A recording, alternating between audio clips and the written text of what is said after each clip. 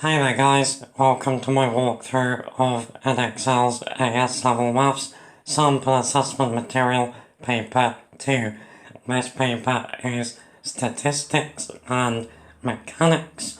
All of my AS content is linked down below in the description, as are the paper and the large data set for this paper. Okay, let's go. Okay, question 1. Sarah is investigating the variation in daily maximum cast, TKN, for Camborne in June and July 1987. She used the large data set to select a sample of size 20 from the June and July data for 1987. Sarah selected the first value using a random number from 1 to 4 and then selected every third value after that. Part A asks us to state the sampling technique Sarah used. Okay, so after she got her first value, she then just went through the rest of the data, picking every third piece of data. So when you do that, that's called systematic sampling.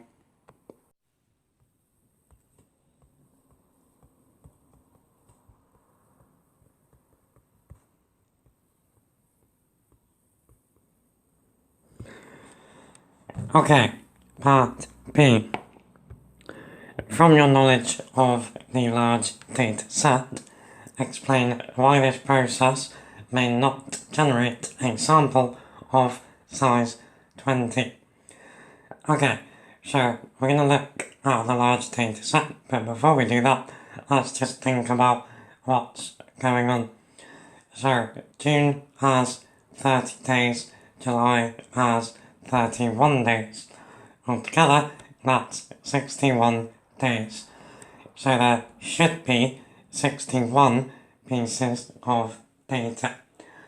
Now, when Sarah is picking a number from 1 to 4, we would assume that's the 1st of June to the 4th of June. So, even if she picks 4 for the first one, there's still 57 days left to sample. Now, she's picking every third value, so 57 divided by 3 is 19. So there should still be enough pieces of data for her to choose 19 more. But let's take a peek at the data set.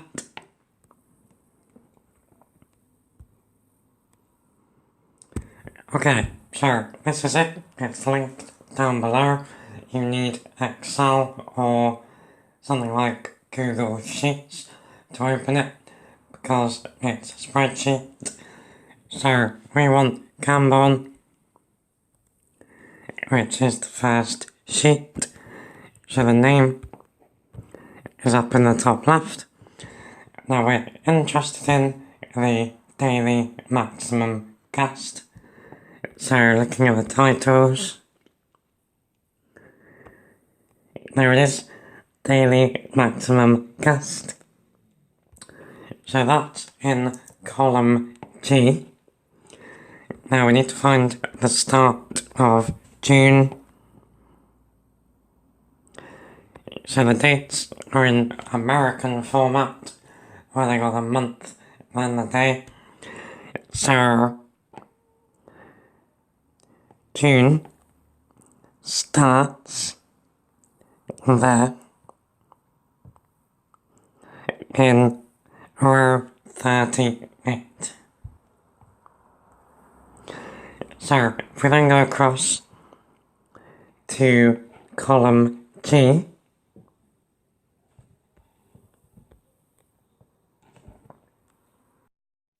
Okay, so think about here what could cause a problem with our sampling technique.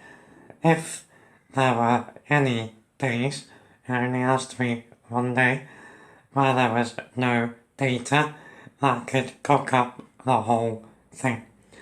So let's have a look. There we go. We've got a day there, NA, no data, so the answer is that not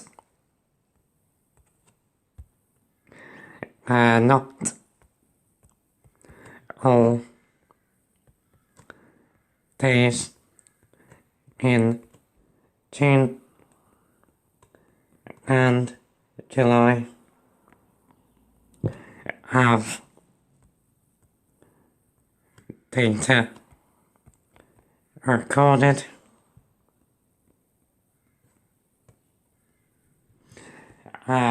So she may not get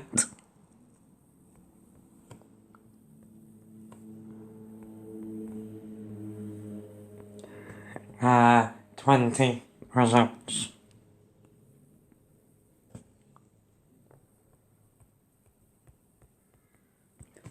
Cool. Okay, then for part C, the data Sarah collected are summarised as follows. So n is 20, the sum of the t values is 374, and the sum of t squared is 7,600. Part C wants us to calculate the standard deviation. So, if you're looking in the formula sheet, it's a bit weird because they don't give us the formula for standard deviation in the AS part, even though we got a title standard deviation, but where we are given it is in the A-Level Maths statistics part. Now you're given this whole booklet, so you have this bit too. So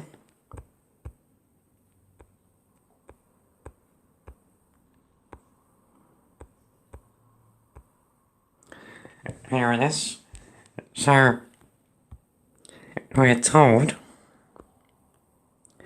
that the standard deviation is the sum of x squared over n minus x bar squared, so that's the mean squared, all square rooted. So for us,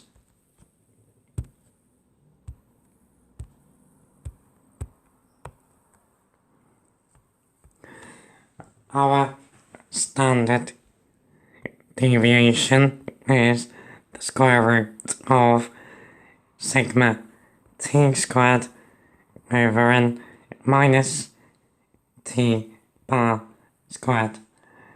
Now, t bar again is the mean, so t bar is the sum of t 374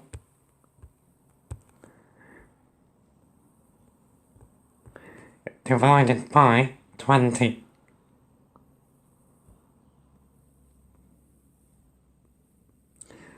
Now that gives us 18.7.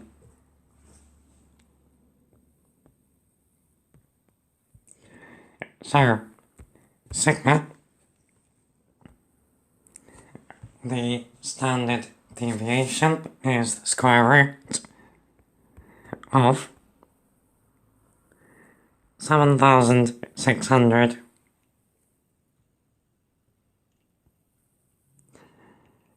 over 20 minus 18.7 squared.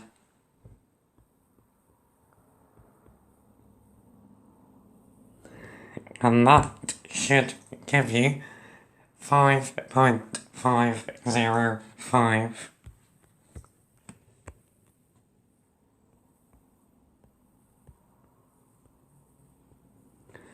Cool. Okay, number 2, the partially completed histogram and partially completed table show the time to the nearest minute that a random sample of motorists was delayed by roadworks on a stretch of motorway. So, histograms, we've got frequency density going up the side. Now, here we have no scale, so we're going to need to find that. And along the bottom, we've got the time in minutes. So, then we got the table that's generated this histogram. Now the question wants us to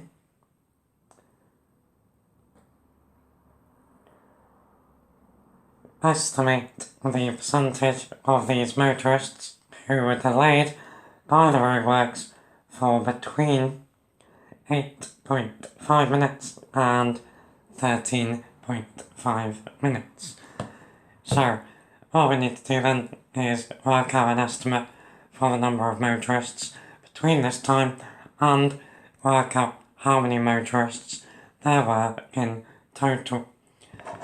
So,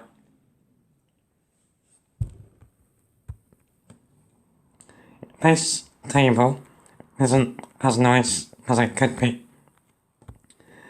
If we look at the first part of the histogram, we can see the interval is from 3.5 to 6.5. Now the reason for that is because we are dealing with data to the nearest minute. So the first thing I'm going to do is rewrite this table. So, I'm going to say then that we got t minutes. So, for the first one, we are between 3.5 and 6.5.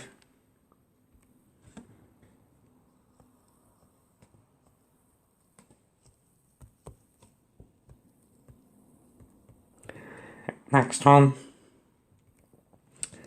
is 6.5 to 8.5.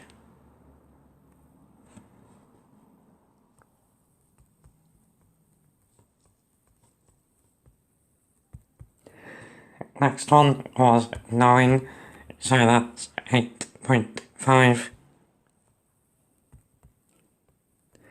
to 9.5. The next one will be 9.5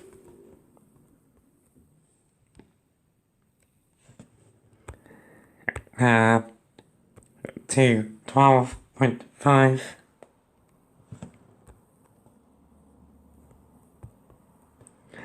Next one will be 12.5 to 15.5, and then the last one will go to 20.5. So,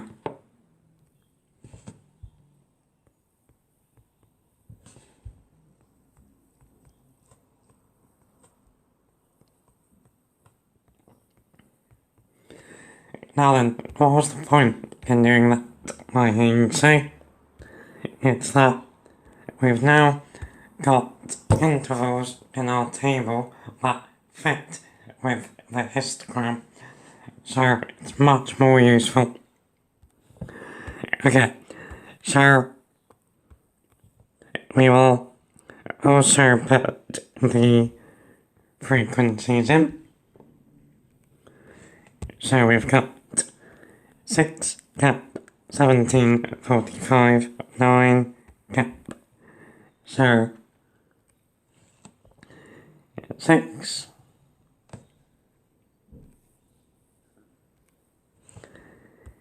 17 45 9.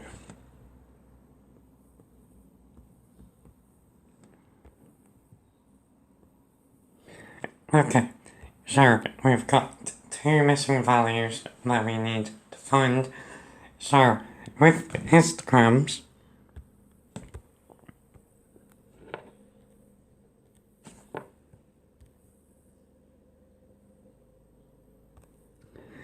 the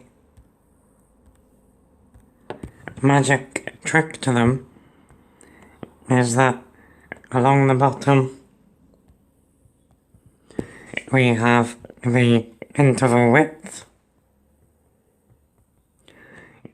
side we have frequency density.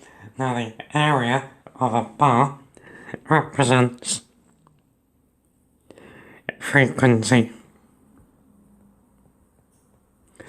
So from that, frequency density times width is equal to frequency.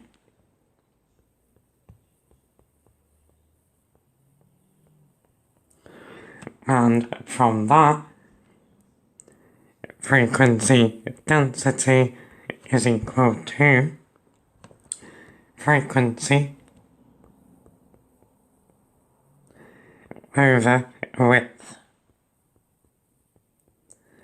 So this is now going to allow us to work out a scale for the frequency density.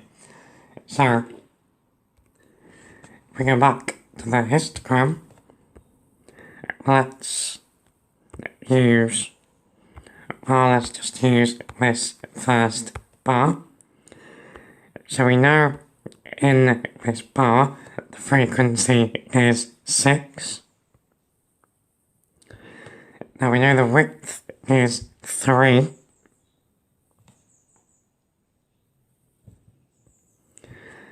And, well, we don't know the frequency density. But what we do know is that frequency density is frequency divided by the width. So 6 over 3 on a good day is 2. So if 2 squares represent 2, every 1 square represents 1. So we can now use this to start filling in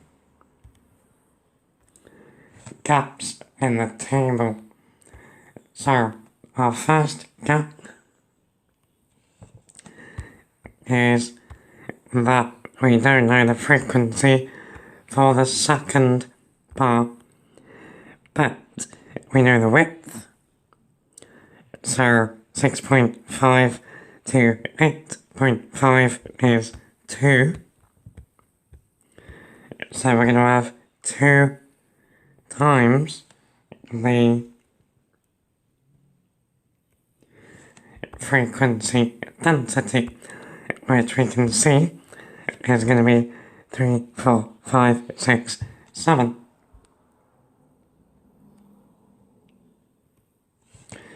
So 2 times 7 is 14. So that's the frequency for that interval. And then we also don't know the last one.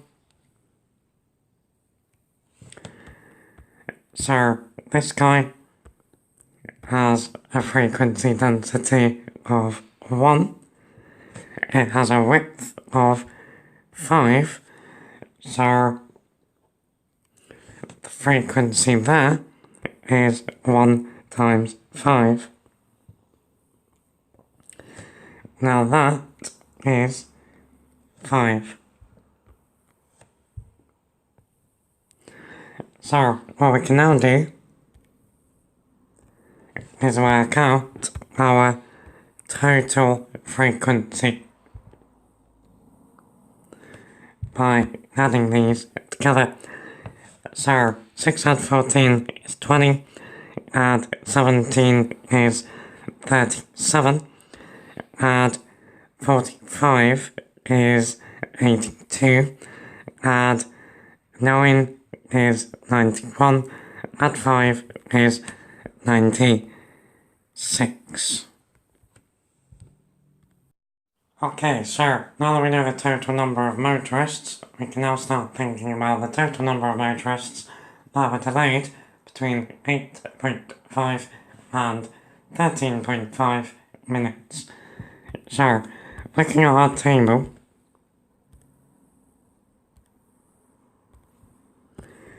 we want the 8.5 to 9.5. So we're having that 17. We want the 9.5 to 12.5. So we're having that 45. Now we're also going to want a part of the next interval. Okay, so let's go back to the histogram and find 13.5, which is here. So we want the area of that bar to the left of the red line. So up to the red line, that has a width of 1, frequency density of 3. So 1 times 3 is 3. So our estimate of the motorists in that interval that took up to 13.5 minutes is 3. So, an estimate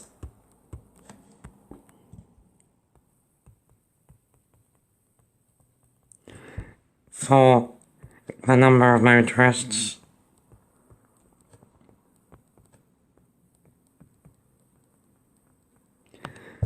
delayed between 8.5 and 13.5 minutes is the 17 add the 45 add the 3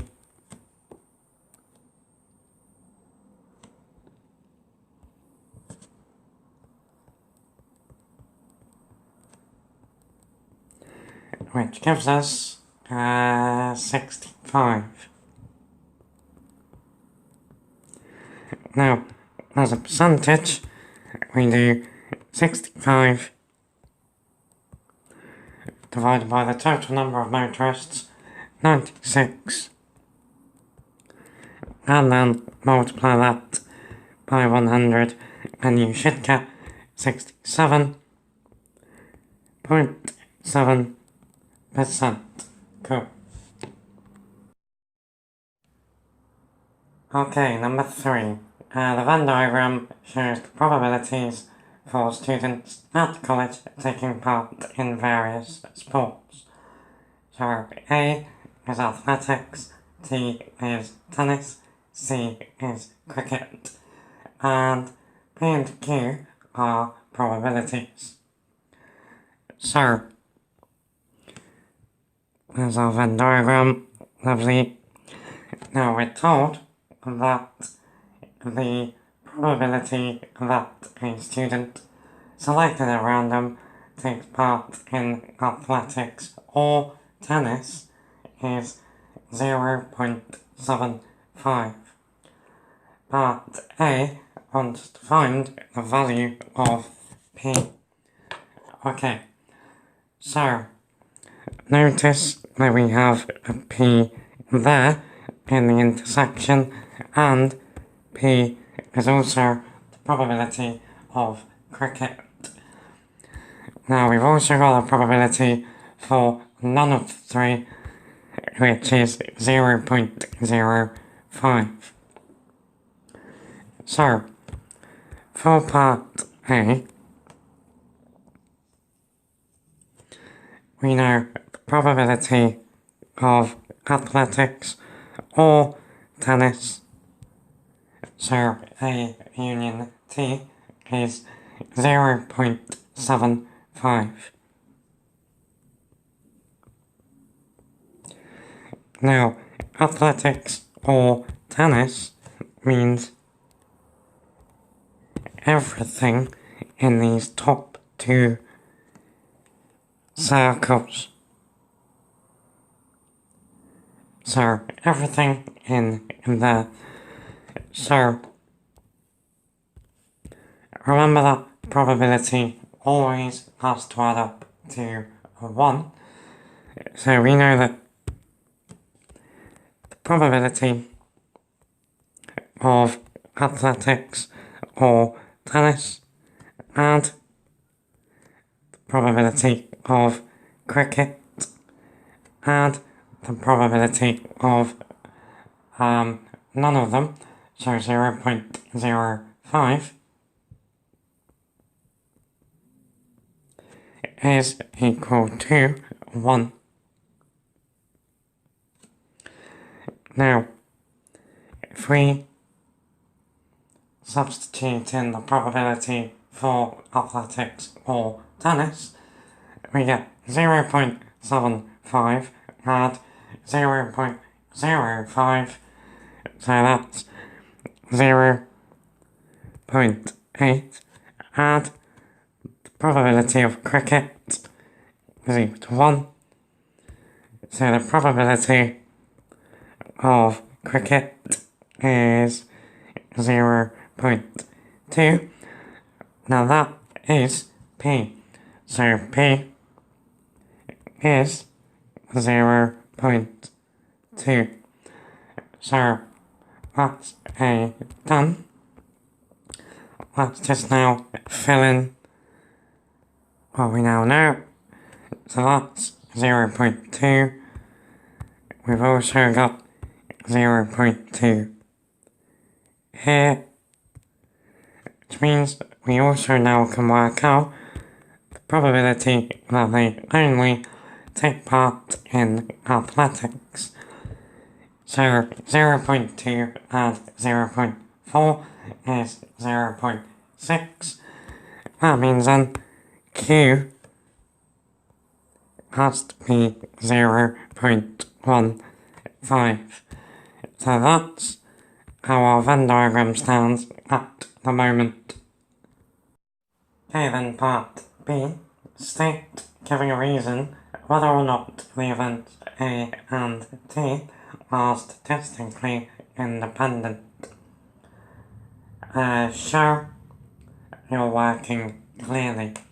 Okay, so if events are independent, the outcome of one doesn't affect the outcome of the other. More technically though, more mathematically, if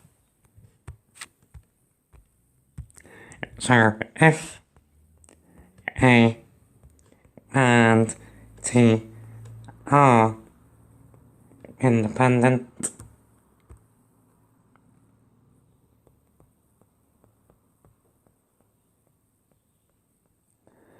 then their probabilities multiplied together, so the probability of A times the probability of T will equal their intersection probability. So that will equal the probability of A intersection T. So let's see what happens. So we know that A intersection T is a bit in the middle, so 0.2. So A, or the probability of A intersection T is 0.2. 2, the probability of A times the probability of T. Well, we know the probability of A altogether is 0.15 add 0.2. So that's 0.35, and the probability of T is 0.2 add 0.4. So that's 0.6.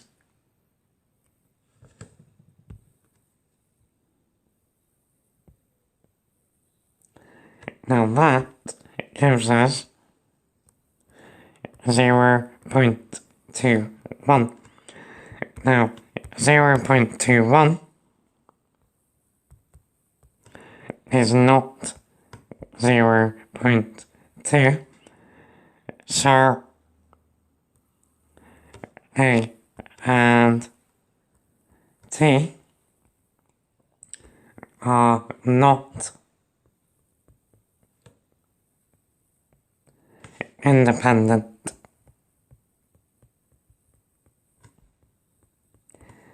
Events. Cool. Okay, then part C. For 1 mark, answers to find the probability that a student selected at random does not take part in athletics or cricket. Okay, so we don't want this bit, we don't want this bit, we don't want cricket, so we just want 0.4 add 0.05.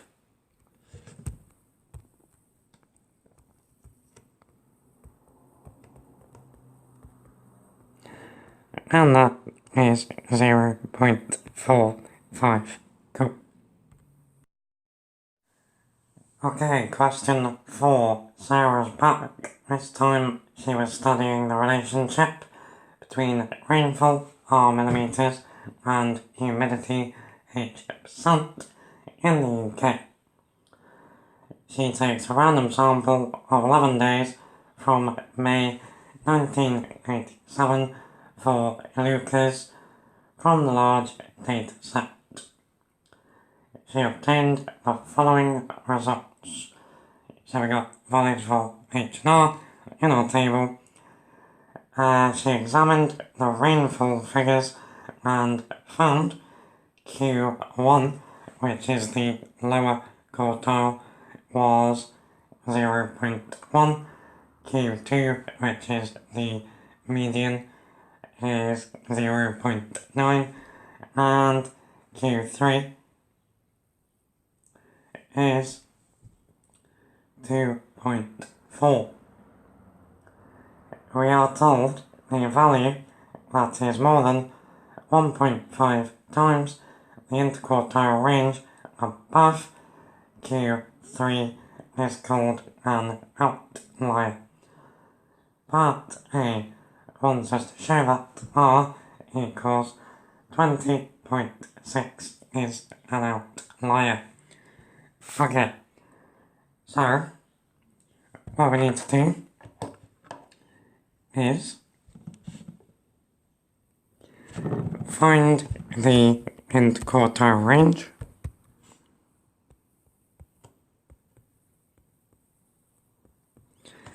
So that is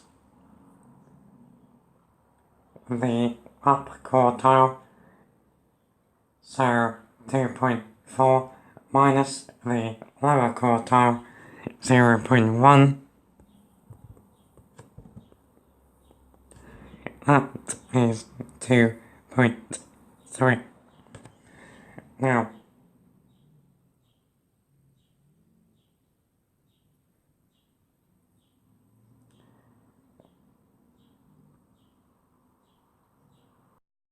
1.5 times 2.3 is 2.3 and 1.15, so 3.45. So Q3 add 1.5 times the interquartile range is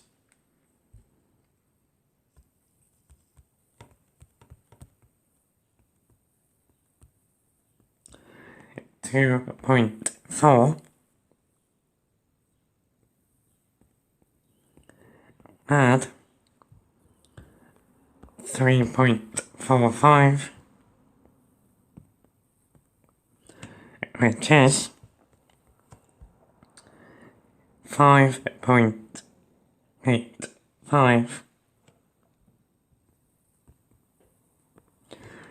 Now 20.6 is greater than 5.85, so is an outlier.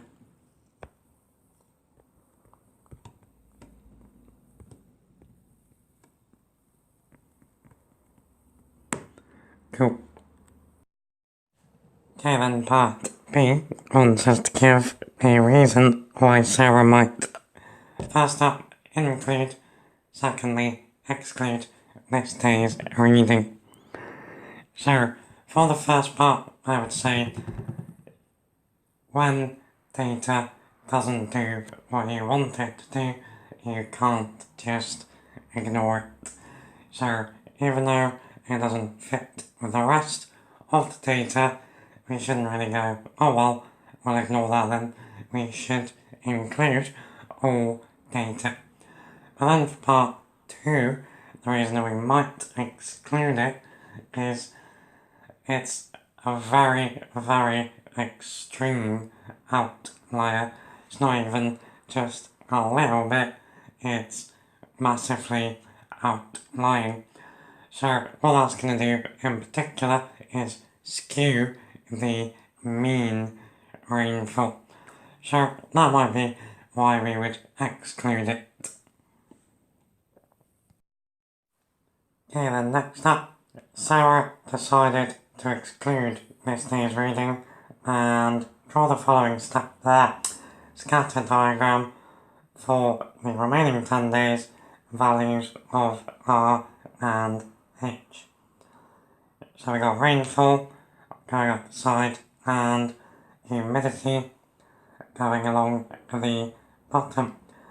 Part C wants us to give an interpretation of the correlation between rainfall and humidity.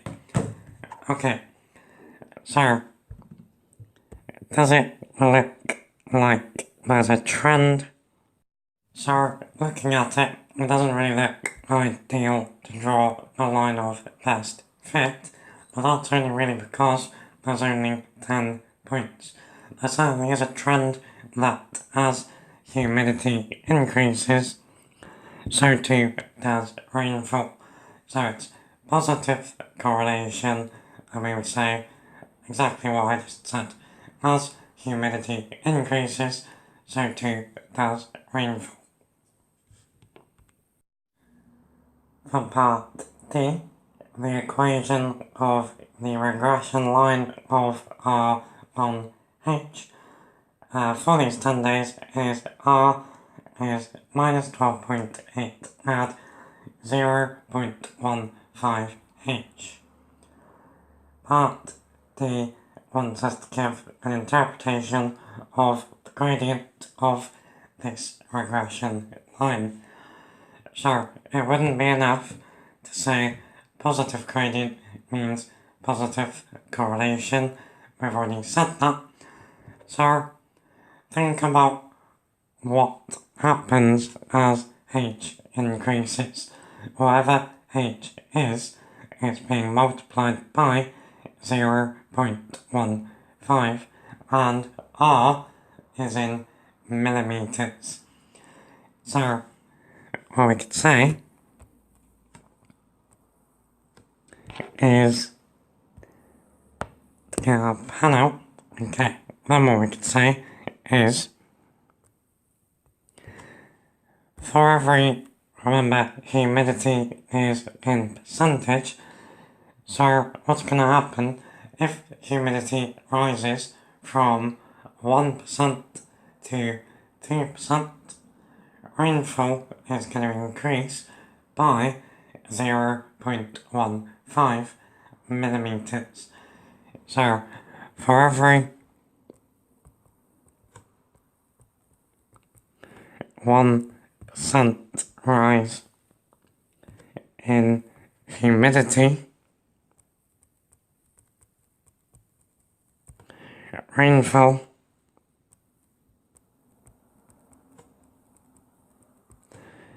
increases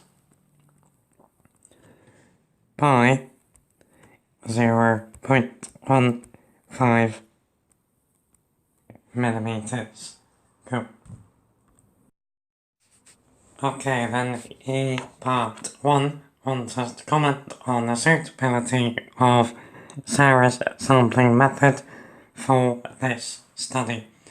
So, remember, this whole thing was about rainfall and humidity in the UK. So, all that she has done is use part of a month's data for one place in the UK. So, it's pretty cool. So,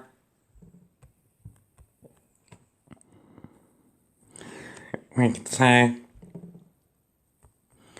not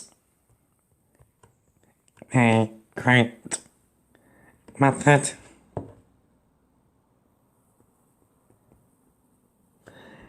as she's only used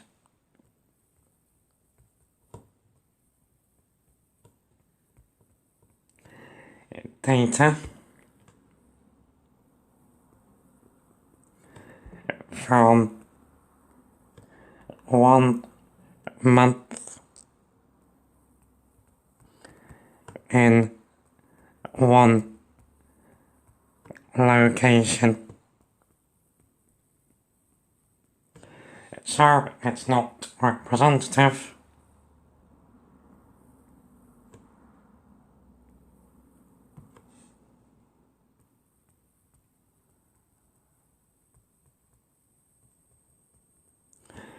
of the UK all year around.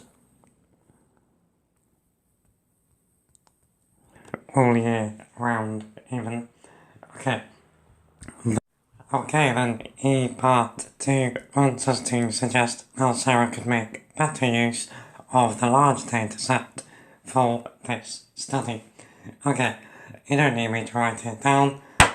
In the large data set, there are data for more than one location, so use more locations. There's data for more than just MEI, so take data from different times of the year, anything like that, and you're cool. Okay, number 5, binomial distribution and hypothesis testing. Final stats question. So, for part A, the discrete random variable x is binomially distributed with n of 40 and p of 0.27. We want to find the probability x is greater than or equal to 16. Okay. So, using our calculators, this is pretty simple. So, I'm using the Casio GlassWiz, which I highly recommend. So, on these, your calculator can always work you out cumulative probabilities up to and including the value of x that we put in. So, what we want is the probability x is greater than or equal to 16. So what we don't want is the probability that x is 15 or less. Now that probability, 15 or less, is what our calculators can work out for us. So the probability that x is greater than or equal to 16. Well, remember, probability always adds up to 1, so it's 1 minus what we don't want. So 1 minus the probability x. What's going on here? The probability that x is less than or equal to 15. So, on your calculators, go on to menu, then you want distribution, then we need to go down one on my calculator anyway, to get binomial CD. That means cumulative distribution. So it adds up all the probabilities up to our value of x. Go into that, then you want a variable, and then you put x is 15, n is 40, p is 0.27, press equals, and we get that the probability x is less than or equal to 15 is 0.9491.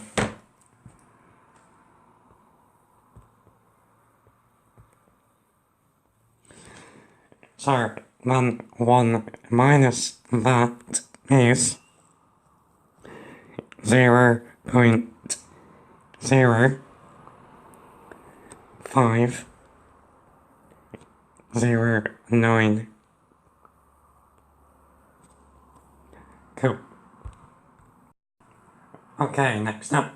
Past records suggest that 30% of customers who buy baked beans from a large supermarket buy them in single tins. Really exciting stuff, as always. A new manager suspects that there has been a change, so not a specific change, so not an increase or decrease, just a change in general, in the portion of customers who buy baked beans in single tins. A random sample of 20 customers who had bought baked beans was taken. Part B wants us to write down the hypotheses that should be used to test the manager's suspicion. Okay, so this is the start then of a hypothesis test. So our null hypothesis H0, well, that's always the one where the probability stays the same.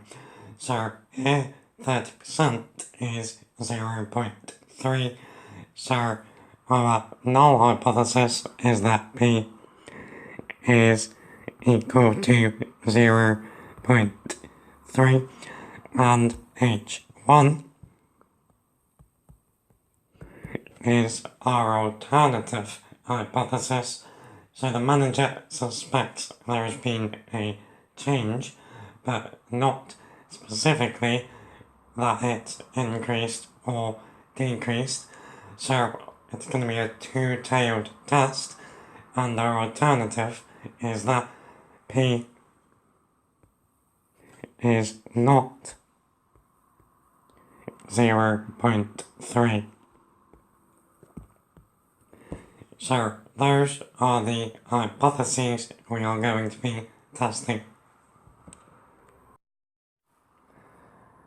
Okay then, next up, using a 10% level of significance, find the critical region for a two-tailed test to answer the manager's suspicion. You should state the probability of rejection in each tail, which should be less than 0.05. So, they have not worded this question very well at all. What we're trying to find is, out of the 20 people sampled, what numbers of them would have to be found to have bought single tins of baked beans to accept the manager's suspicion. So, it's a two-tailed test. So, 10%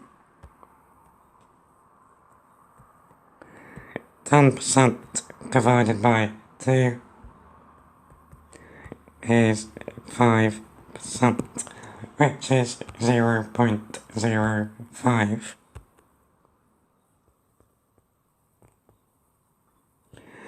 Okay, now let's think about what the curve is going to look like, even just roughly.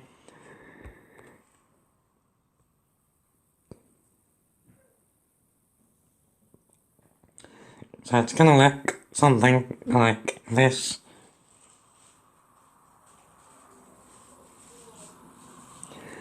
So the middle value is going to be the mean. So 0.3 times 20 is 6.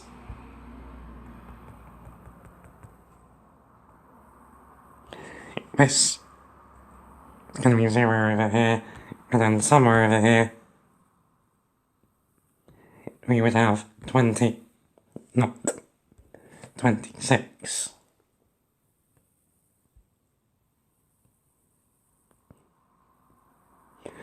Okay, so what we want is to accept H1,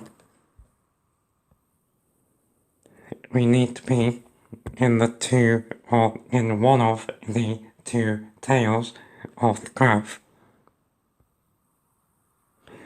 So the probability in here needs to be 0.05, and the probability in here needs to be 0.05. Now, if we were in the middle bit, if we were in here, we accept H0. Okay, so let's do the left-hand tail first of all. So, I started off, what we need to say, first of all, under the null hypothesis, in fact, before we even do that, we should define a variable. So we used x in part A for a different distribution. So let's say y be the number of people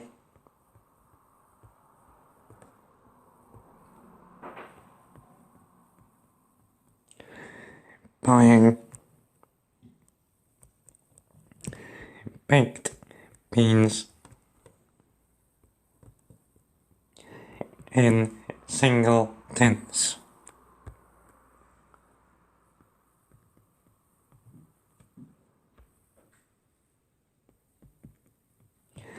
Then, under the null hypothesis,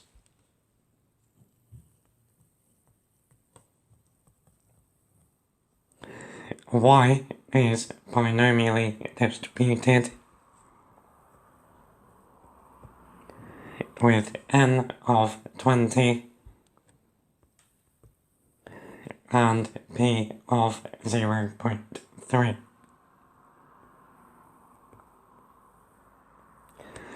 Okay, so I started off by drawing the probability that y was less than or equal to 1. And that gave me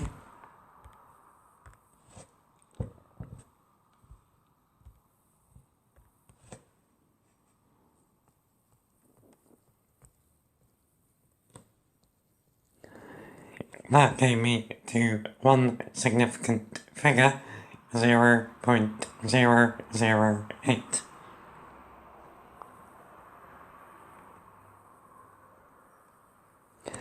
So what that means is, under the null hypothesis, it's 0.8% likely that out of 20 people, one person or less would buy baked beans in single tins.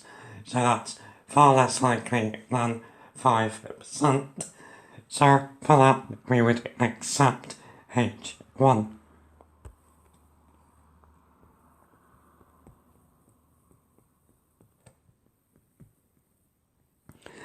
So then I tried y less than or equal to 2.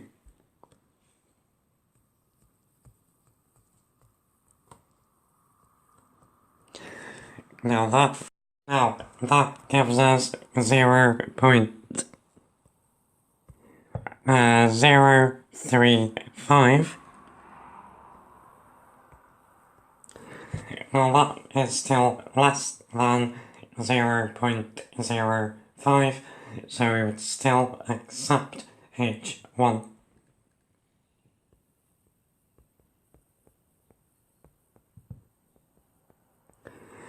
Also, at this point, I'm going to say you could also use the tables to do this, but the tables are boring. So, after that, I then tried when y is 3. So,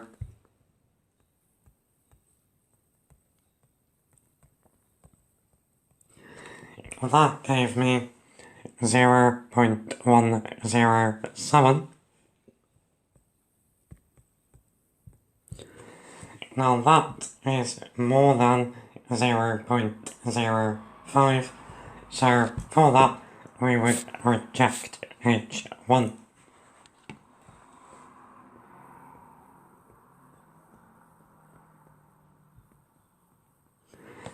So our left-hand critical region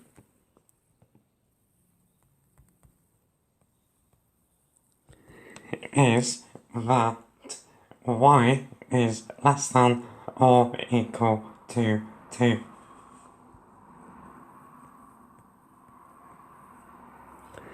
So those are the values that would lead to us accepting H1.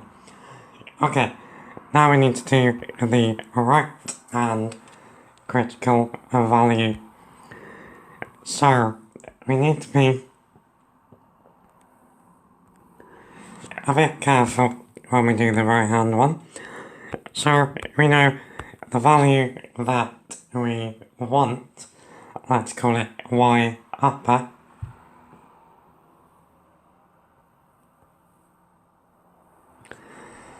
So we know we need the probability for y upper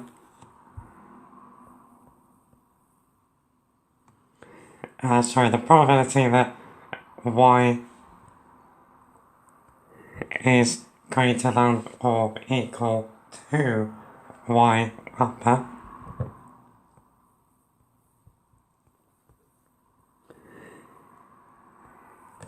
we need that to be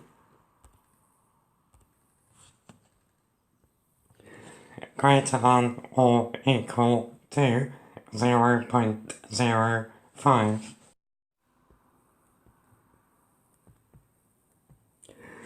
Now again, that's because we know the area in the right hand tail has to be 0.05. Now, also remember, with binomial distributions, our calculators, or the tables, work out the cumulative probabilities up to and including your value. So we need to think of this in terms of a probability y is less than or equal to a number. So remember in part A where we had the probability that x was greater than or equal to 16. To work that out, we did 1 minus the probability x was less than or equal to 15. So we're going to do that exact same thing here. So the probability y is greater than or equal to y upper is equal to 1 minus the probability that y is less than or equal to 1 less than y upper. So y upper minus 1.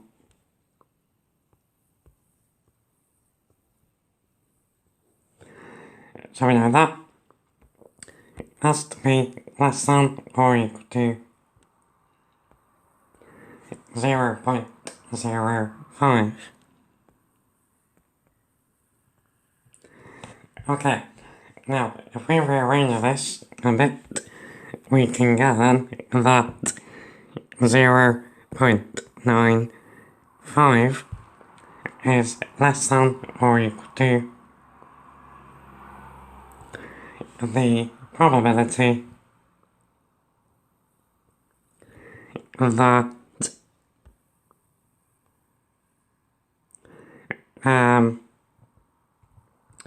y is less than or equal to y upper minus 1.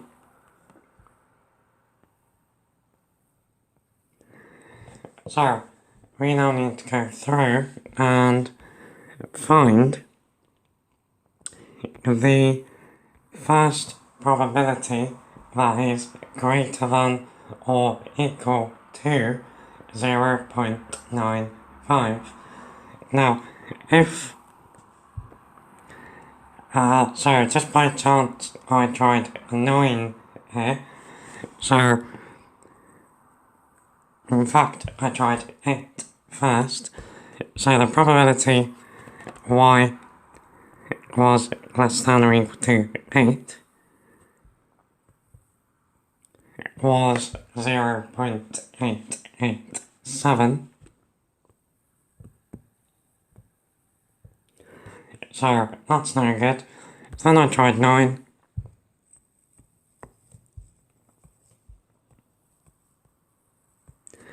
And that gave me 0.952.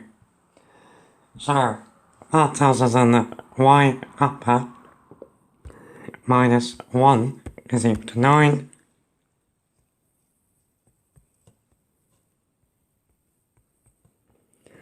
So y upper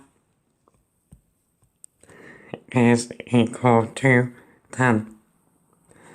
So that means our right hand critical region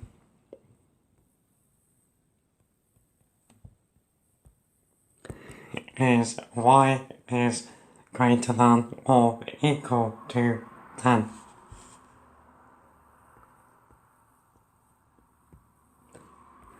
Cool. Okay, then part D wants us to find the actual significance level of a test based on your critical region from part C. Okay, so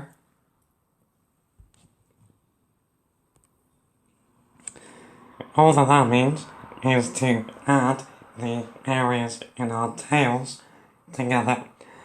So, in my left-hand tail, what was my probability? 0.035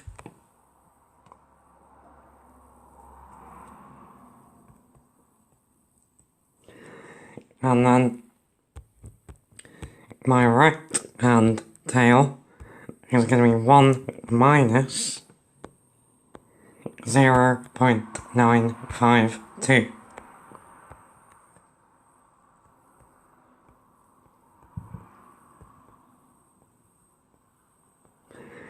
So that's 0.035 add 0.048.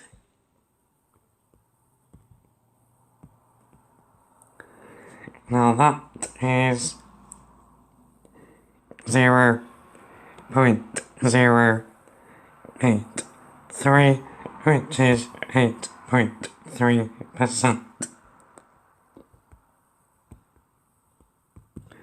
Cool. Okay, next up. One afternoon, the manager observes that 12 of the 20 customers who bought baked beans bought the beans in single tins. Part E. Comment on the manager's suspicion in light of this observation. Okay, so let's think. What did we just show in part C? We found the critical regions. 12 is in the right hand tail. So 12 is in the critical region. So as long as the sample is random,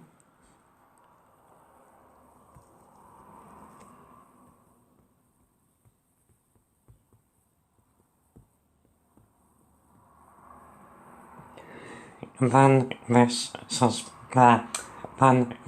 supports his claim.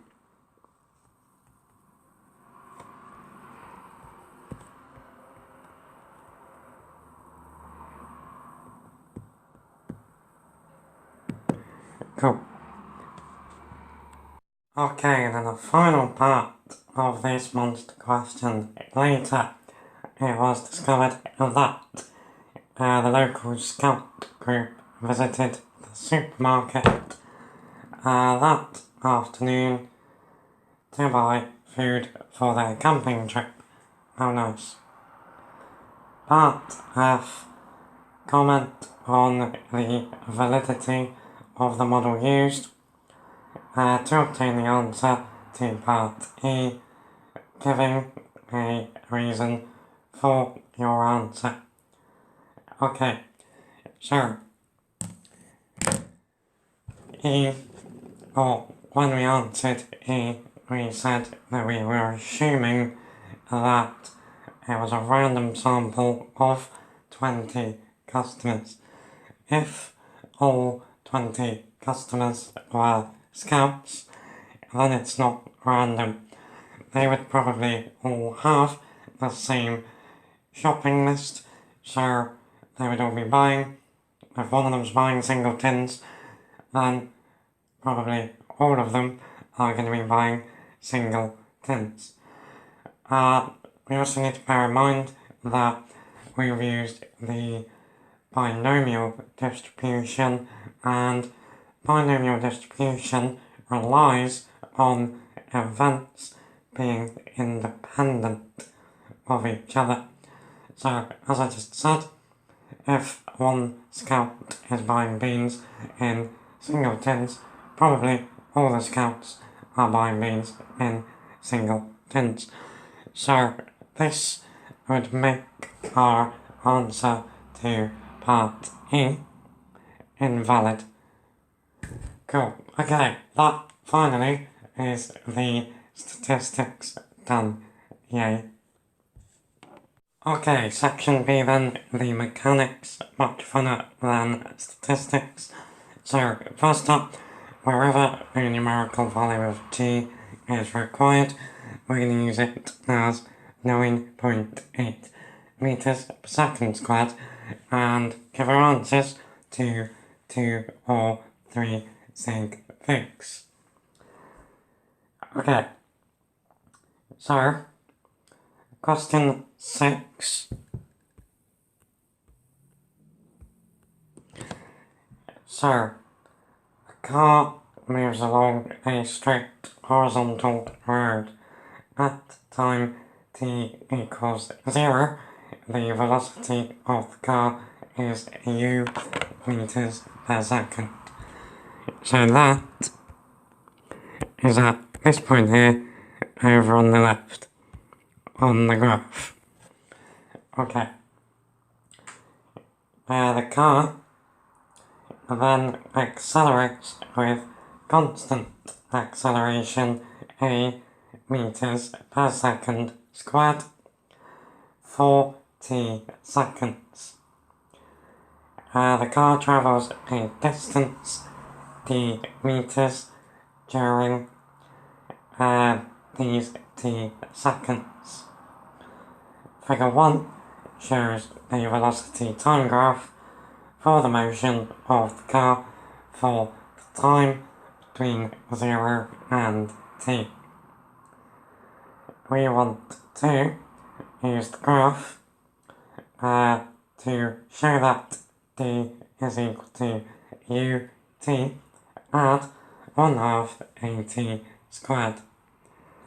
Now, we are not allowed, so no credit will be given for answers which use any of the kinematics formulae, which is suvat. Okay, so the first thing that we need to realise is that distance on a velocity time graph is given by the area under the graph. So, altogether then, this thing is a trapezium, and we know the area of the trapezium is d. Now, the formula for the area of a trapezium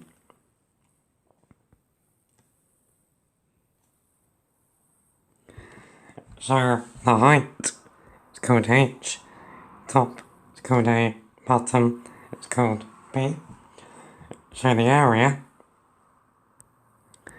is the height times a plus b all over 2. So for us, let's tip the trapezium over so it looks more relatable.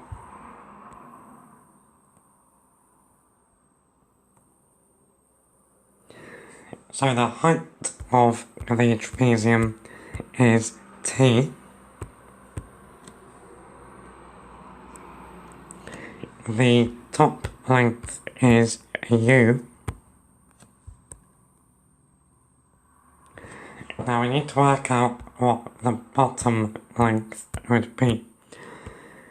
So to get from its initial velocity u, it accelerates for t seconds at a meters per second squared. So the final velocity up here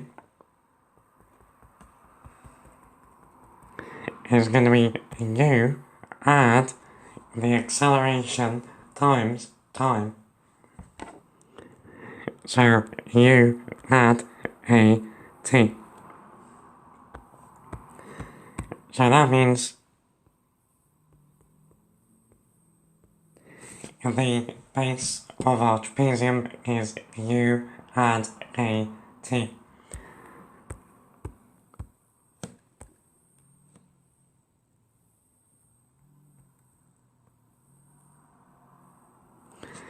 Okay, so we know the area is d. So we can now say then that d is equal to t lots of u add at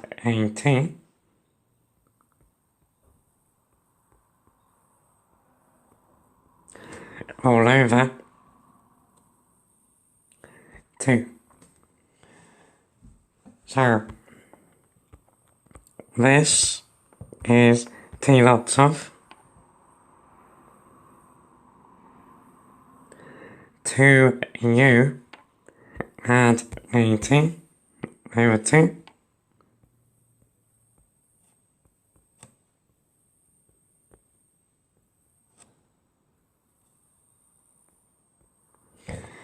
Now if we let the t in, we get 2tu or 2ut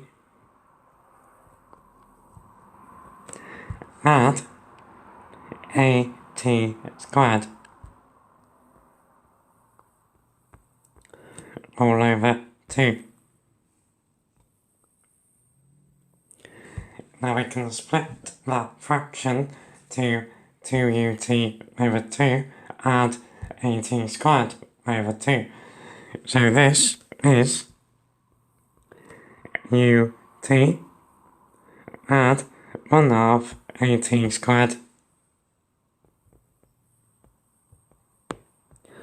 as we wanted to show. Cool.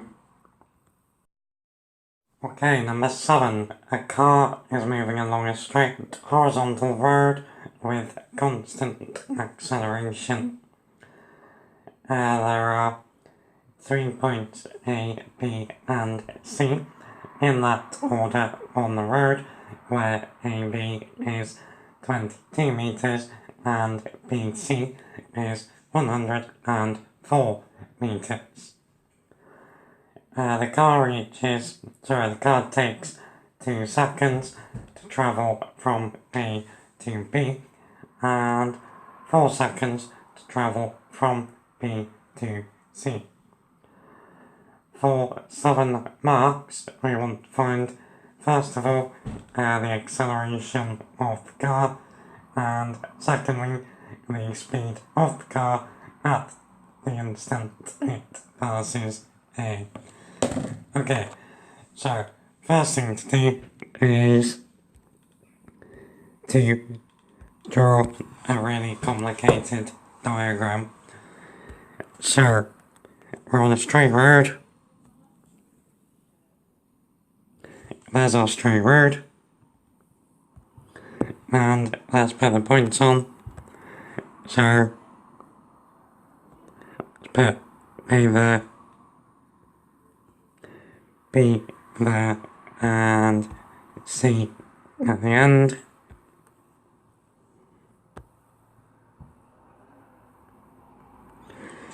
Now we know this distance is 22 meters, and we know BC is 104. Now we know to get from A to B, it takes 2 seconds, and to get from B to C, it takes 4 seconds. So, like I said, really complicated diagram. Now we know, or we don't know, but we can say that the speed when we are at A is u.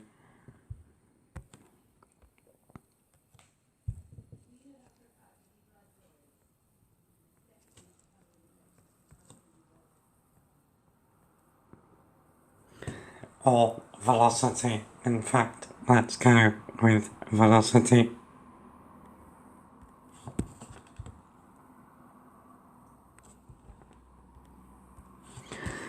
Now as soon as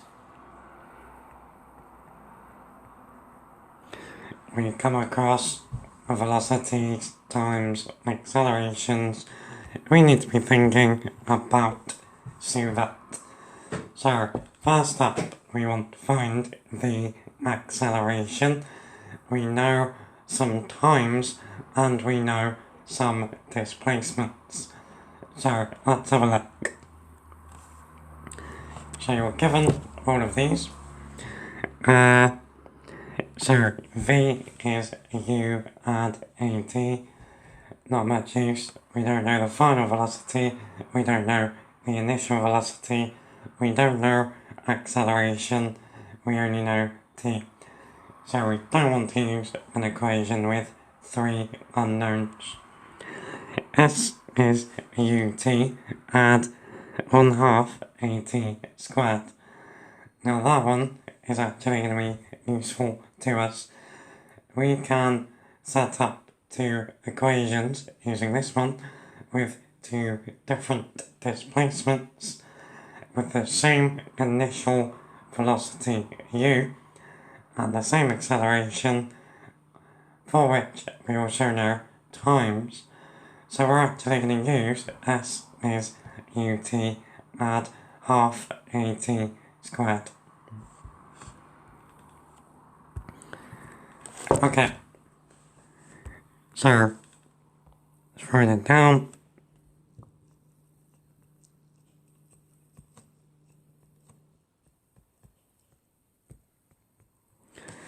Okay, so for the first bit, so for a B,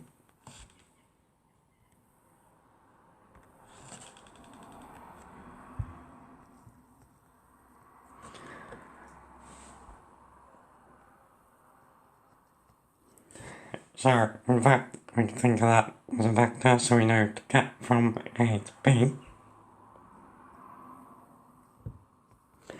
Well, we know the displacement is 22.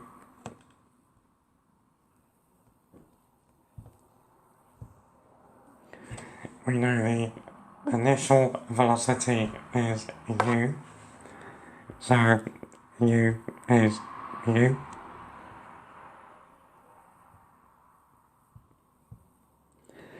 Now we also know the time is 2 seconds.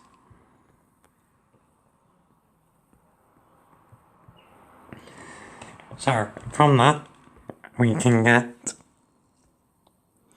22 is equal to u times 2, so 2u. And then 1/2 a times 2 squared is 1/2 a times 4. 1/2 of 4 is 2, so we also get 2a.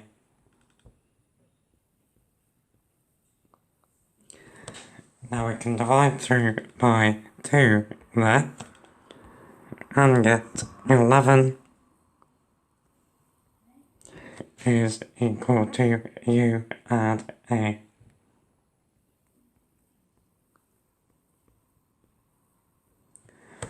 Okay, now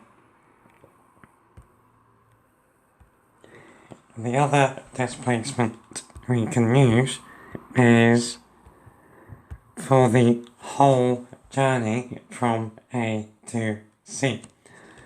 So for A to C,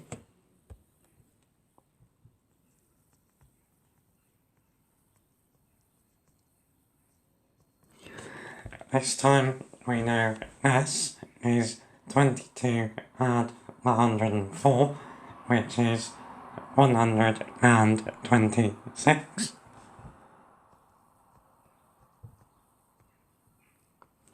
Again, our initial velocity is u.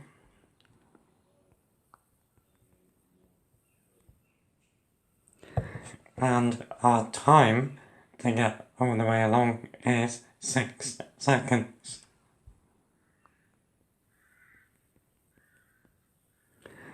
So this gives us 126 is equal to 6u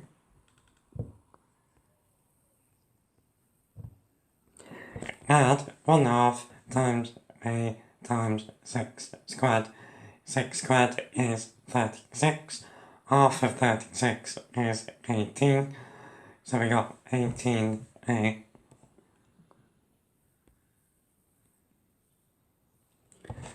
Okay. So that at least has a common factor of 2. That we got a common factor of 6.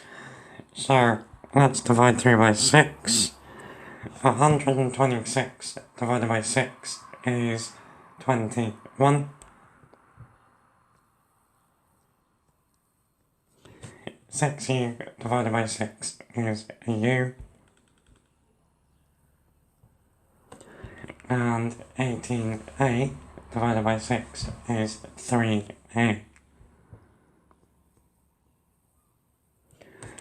So what we now have is two simultaneous equations in terms of u and a, which we can now solve. So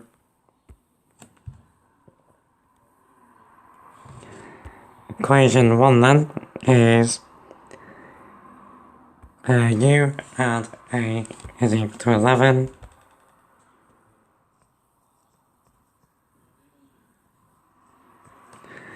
And equation 2, u add 3a is equal to 21.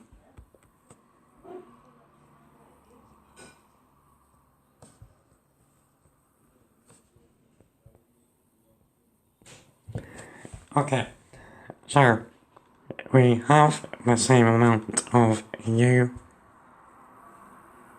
in both equations, so we can eliminate that using subtraction. So let's do 2 take 1.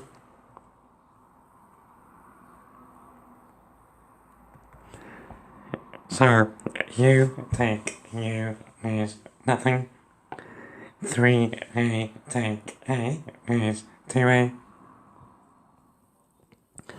And 21 minus 11 on a good day is 10.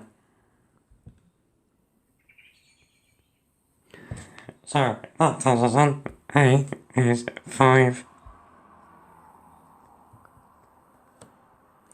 And its acceleration, so it's meters per second squared. Okay, so that's part 1. Part 2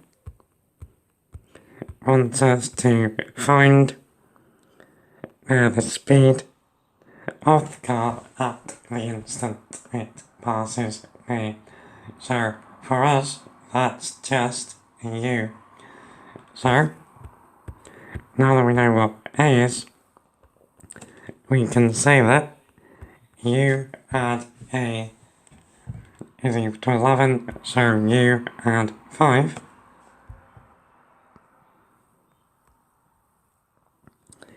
is equal to 11. Therefore,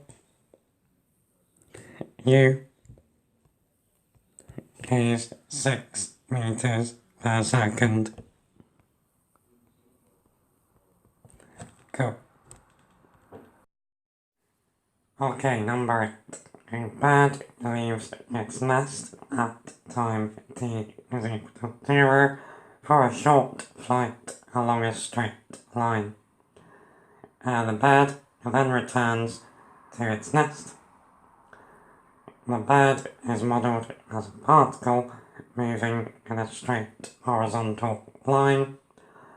The distance s meters of the bird from its nest at time t seconds is given by s is equal to 1/10 lots of t to the power 4 minus 20t cubed add 100t squared, where t is greater than or equal to 0 but less than or equal to 10.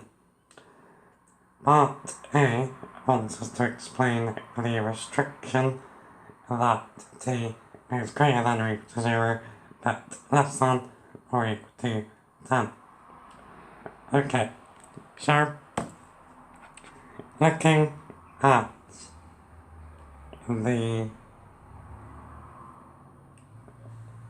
formula for the displacement, if we look at all the t terms, we can see that there's a common factor of t squared. So the first thing I think I would do is have a little look and see if we can factorise this into something nicer. So if we take out a factor of t squared, we get s is t squared over 10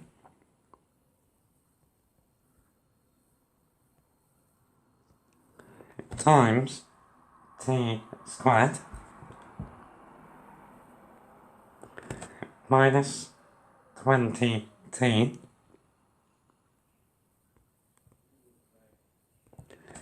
add 100.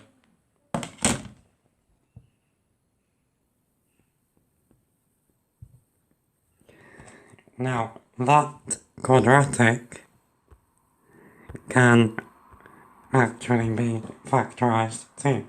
That's x minus 10 times x minus t minus 10 times t minus 10. So that's t minus 10 all squared. So s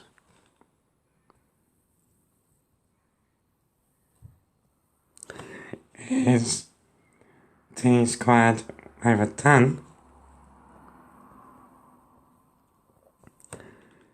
times t minus 10 all squared.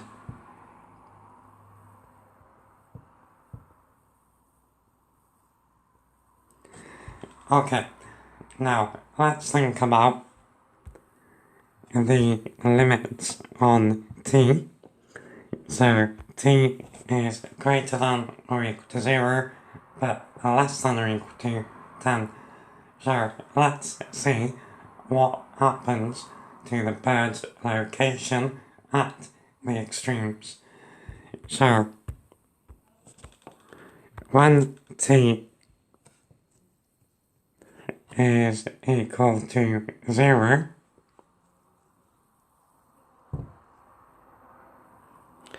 s, well, we can see s will be 0.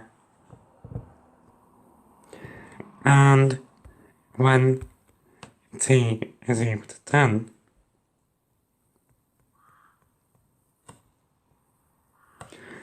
well, inside the bracket, 10 minus 10 is 0, so again, s will be 0. So this means the bird is in its nest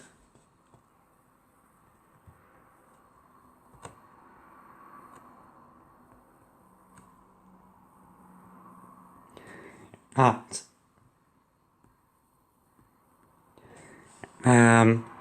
0 seconds and 10 seconds.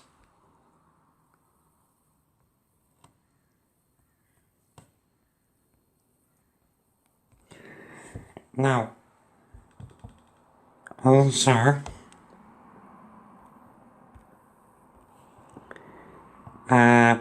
t squared over 10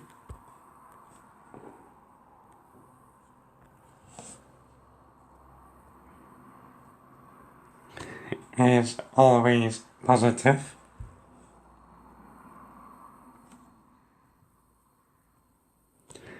Well, or 0, as is t minus 10 squared.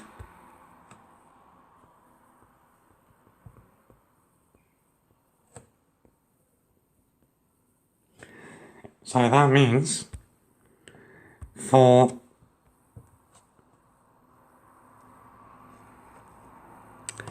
t greater than 0 and less than 10, the displacement S is always positive.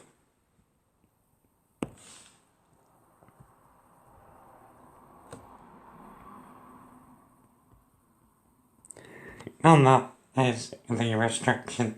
Cool. Okay, then part B wants us to find the distance of the bird from the nest when the bird first comes to instantaneous rest. Okay, so when the bird is at instantaneous rest, that means the velocity of the bird is 0. So that should be the first thing we write down. So rest implies velocity is equal to 0. Now remember that velocity is the rate of change of distance over time. So it's the derivative of displacement with respect to time. So ds over dt.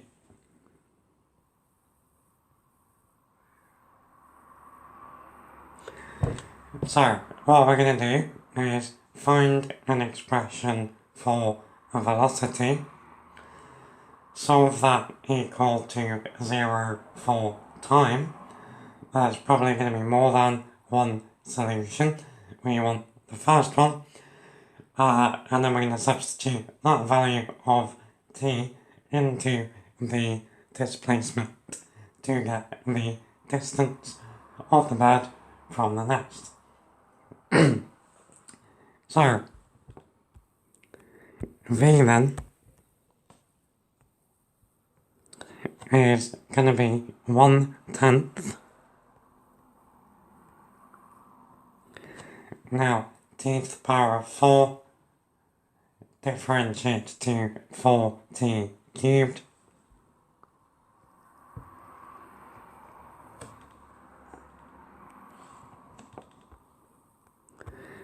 Minus 20t cubed differentiates to minus 60t squared.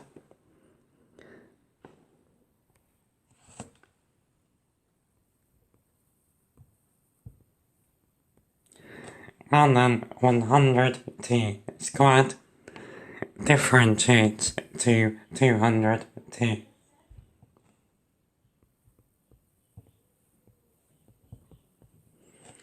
Now,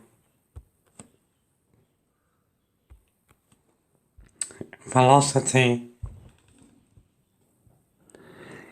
equaling 0 means that 1/10 4t cubed minus 60t squared add 200t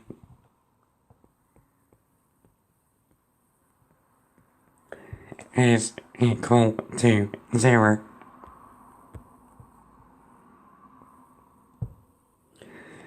Now the first thing we can do is multiply through by 10.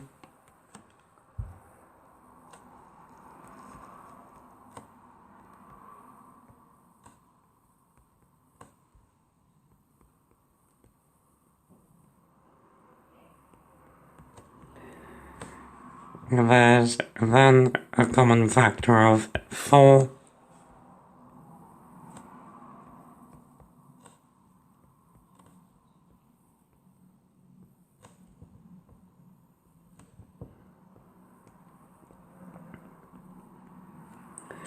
Okay, Now we need to then factorise the left-hand side.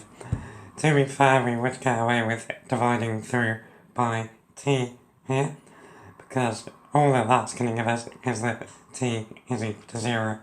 But we know the bird is at rest when t is equal to 0, because it hasn't yet left the nest. So we can actually divide through by t, but really we should factorise. So we would get t times t squared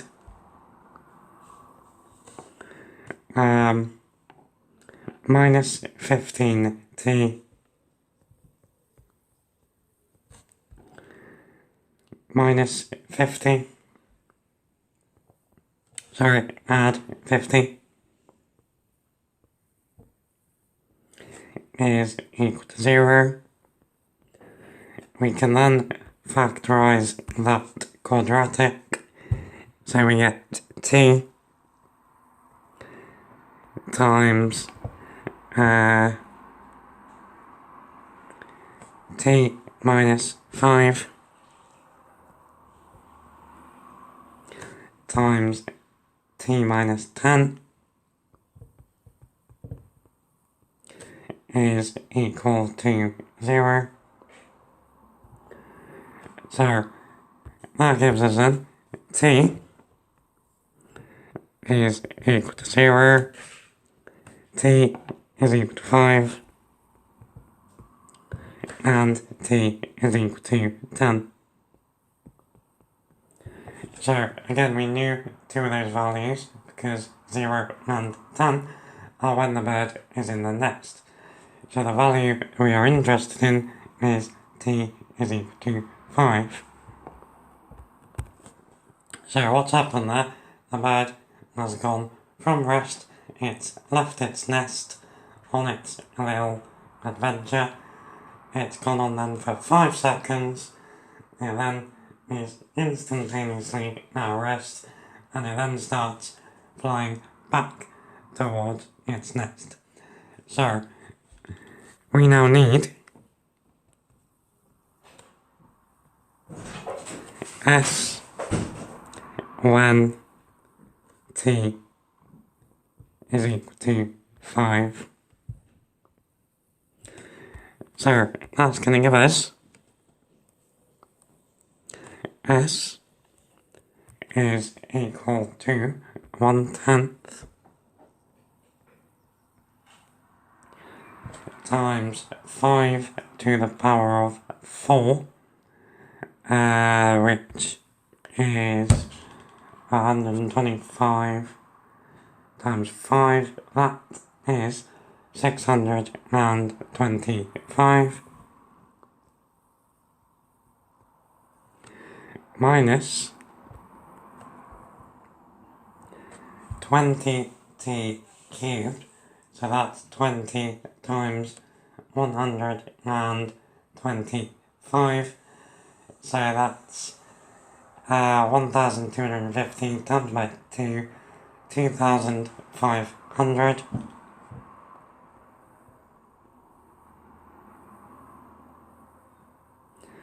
And then add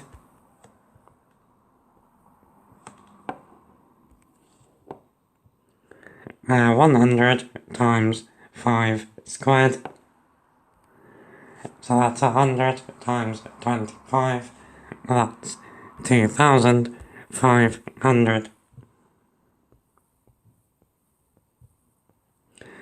Okay, so this is 1/10.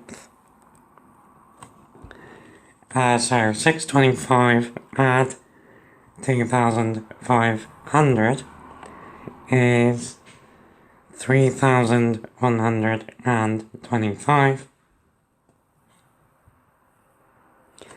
minus 2500. So that's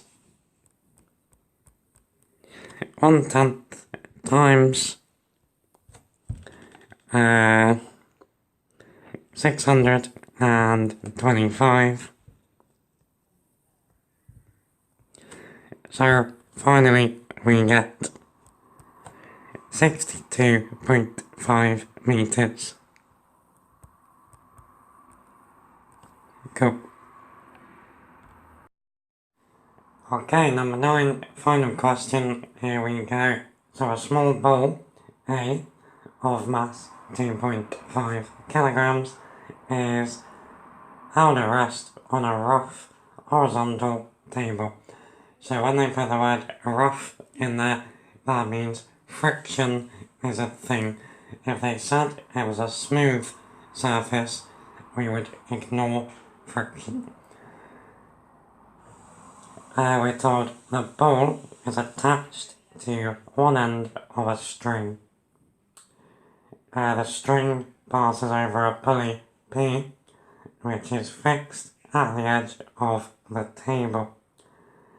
The other end of the string is attached to a small ball B of mass 1.5 kilograms, hanging freely vertically below P and with B at height of 1 meter above the horizontal floor. The system is release, I think you mean released in Excel, from rest with the string taut as shown in figure 2. The resistance to the motion of A from the rough table is modelled as having constant magnitude of 12.7 newtons. So that again is our friction. Ball B reaches the floor before ball A reaches the pulley. So that means the string between the pulley and ball B is longer than the string between the pulley and ball A.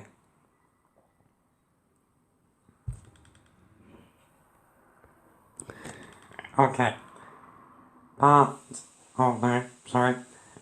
balls are modelled as particles, the string is modelled as being light and inextensible, the pulley is modelled as being small and smooth, and the acceleration due to gravity G is modelled as 9.8 meters per second squared. Part A wants us to write down an equation of motion for A. Okay, so let's draw on the diagram. So, not really important for A, but we know the weight of the ball is acting down, and that's 2.5 times G. We know we have a normal reaction force acting upwards. Now, most importantly, we know the ball is being pulled to the right by the string. Now the force in the string is tension. And we know the resistant force, friction, has a magnitude of 12.7 newtons.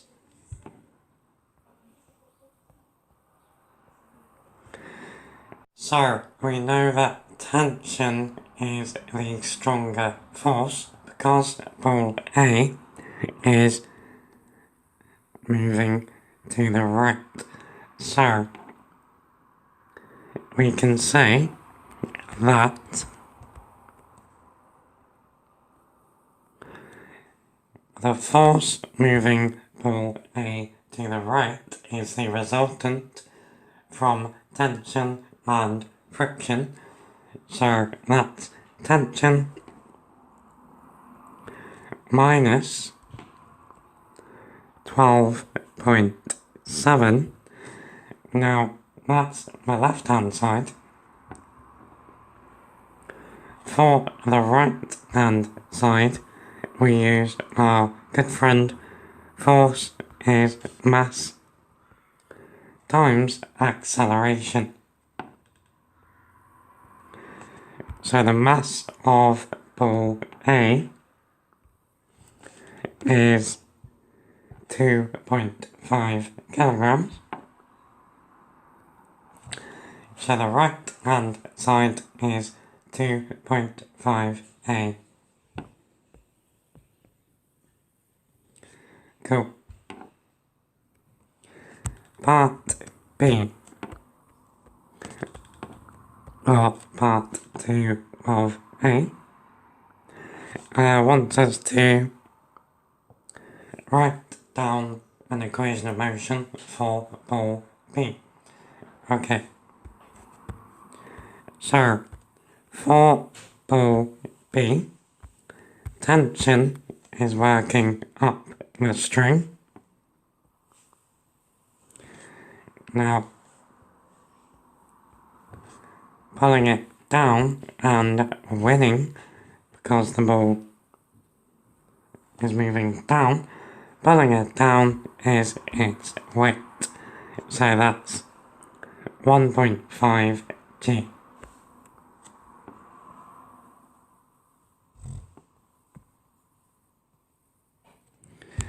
So, for ball B, its weight is winning. So,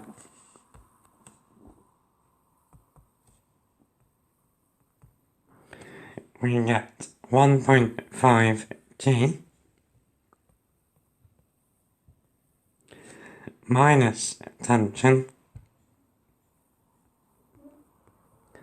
again, is equal to mass times acceleration. So, his mass is 1.5, so we get 1.5 A.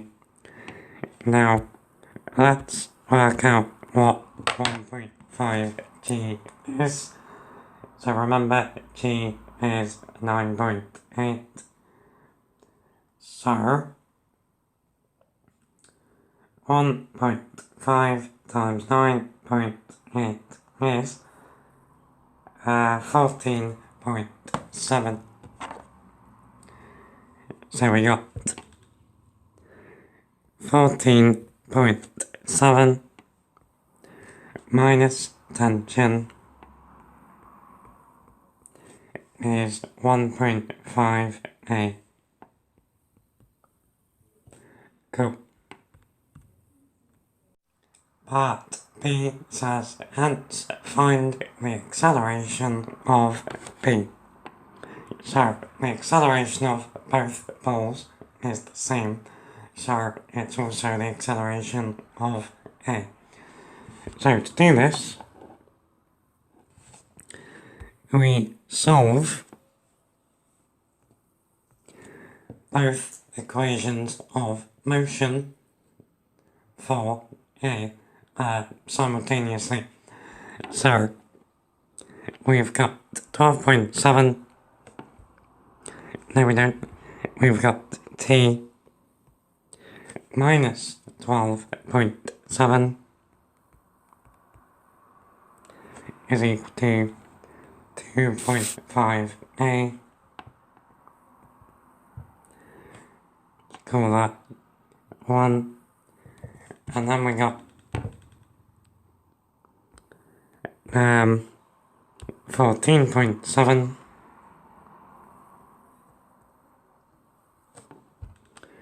minus tension is equal to 1.5 A. call that T. Okay, we want A, so we want to cancel out tension, so we're going to add the equations together.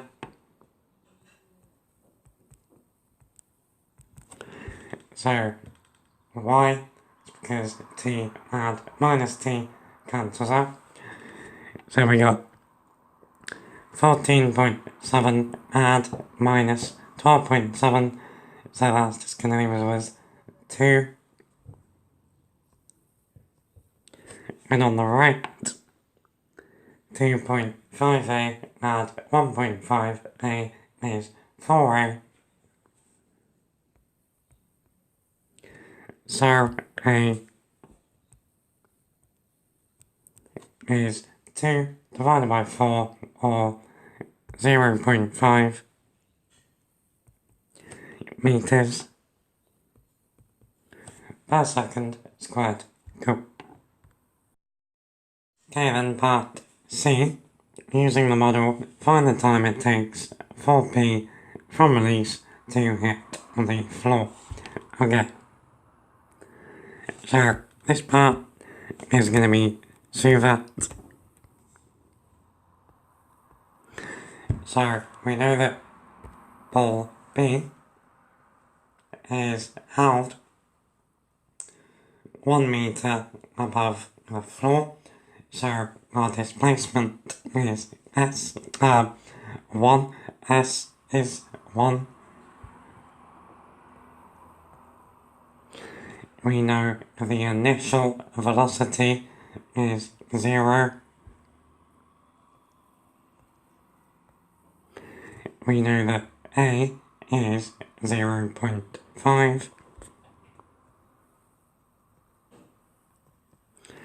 And we want T.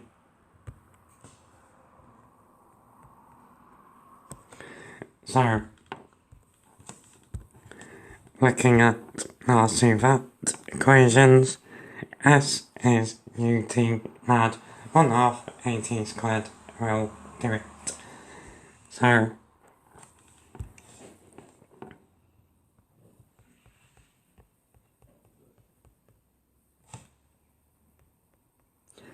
that's going to give us 1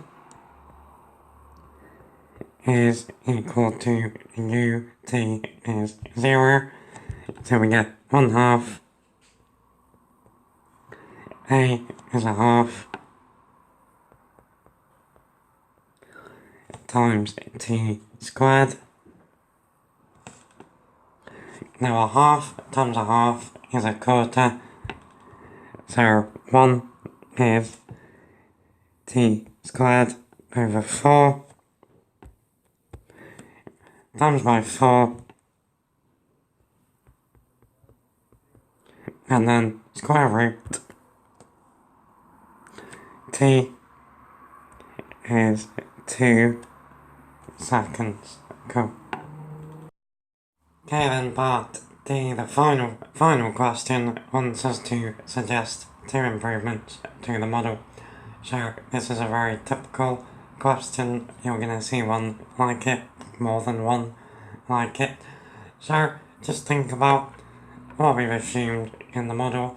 We've modelled the balls as particles, which they're not, they are balls, so they have dimensions. We've assumed no air resistance. We've assumed the rope has no mass, so we could account for the mass of the rope. We've assumed the pulley is small, so we could assume friction around the pulley. Anything along those lines, and you're awesome. Okay guys, on that, the paper is done. Really hope you found it useful. Remember you can get all past papers up to now down below in the description. Hope it helps. Good luck in your exams. Take it easy. Take care.